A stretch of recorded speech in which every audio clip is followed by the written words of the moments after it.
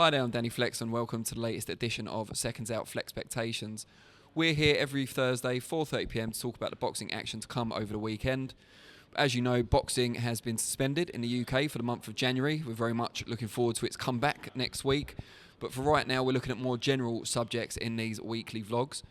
And it was revealed yesterday that Canelo, the top pound-for-pound fighter in the sport and its biggest attraction globally, is currently weighing up a number of options for his next fight.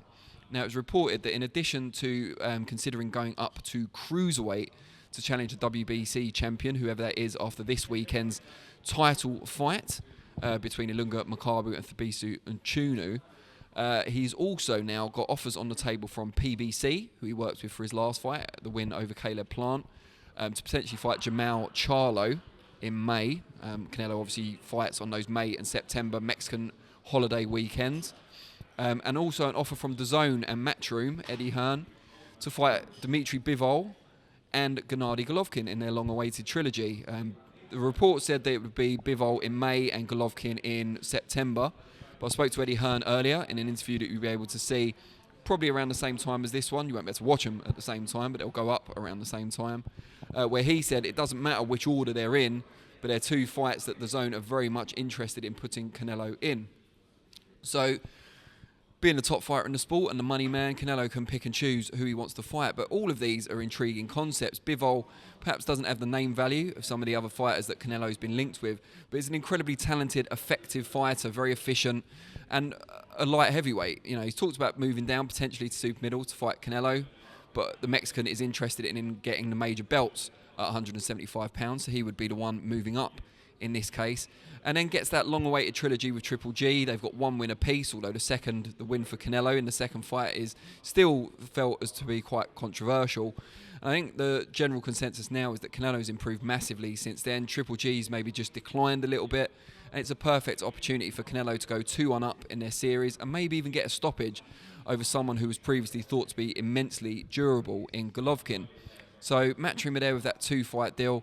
I think the second fight significantly more interesting for the fans than the first one. But a lot of people would like to see Canelo against Jermall Charlo. Presumably that would involve Charlo stepping up to super middleweight. I don't see Canelo at this stage of his career going any further down than 168 pounds. Charlo, explosive, talented, plenty of flair and skill there, but has looked vulnerable and not elite in the last couple of fights. Maybe he needs that big name opponent to really bring out the best in him. Canelo was treated incredibly well by PBC. They offer pay-per-view, which, as far as we know at the moment, DAZN do not. So opportunity potentially for a higher pay ceiling, but it is only for that one fight. He was very happy, Canelo, with how he was treated by PBC in the build-up to the Plant fight. But equally, he was satisfied with his dealings with Eddie Hearn and Matchroom when they had him for that 2-fight package previously, and then the fight with Billy Joe Saunders as well after that. So he could go either way, but then Makabu is still a possibility.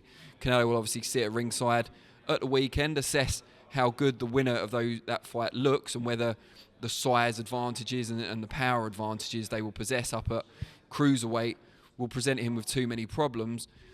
But then it's a chance to make history, to go all the way up to cruiser, annex another belt. WBC have already approved the fight. But again, they're not as big names as a Golovkin or a Charlo, Makabu and Nchunu, just effective fighters, but the risk-reward ratio isn't quite as good in that one for Canelo, albeit the chance to make more history. So I guess what I'm asking you guys, having summed up the situation, is who should Canelo choose as his next opponent? The winner of Saturday's fight, Jermall Charlo, or Dmitry Bivol, if indeed it is Bivol before Golovkin in what DAZN are proposing? Let me know what you think in the comments and I'll respond to some of them. Always good to hear from you guys. I'll be back on Monday for Reflections, 4:30 p.m. and next week Thursday for the next FLEXpectations at the same time. Really appreciate you watching and I will see you all soon.